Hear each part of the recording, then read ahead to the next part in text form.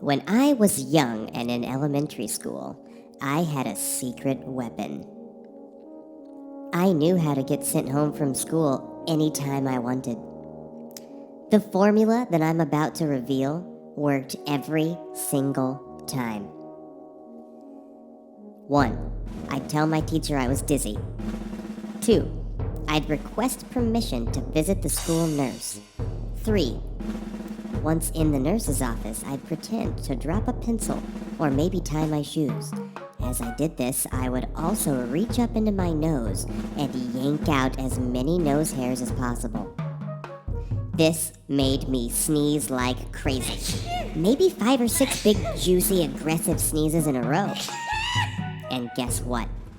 I got sent home every time. Over the years, I used this technique to get out of various events and skip over my passing responsibilities.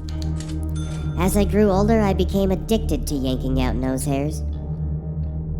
Now that I'm a grown man, I'm a slave to it. The thrill I get, and the pain. But now, there's just one little problem. If you really think about it, there's nowhere left to get sent home from. Damn it, Tootsie!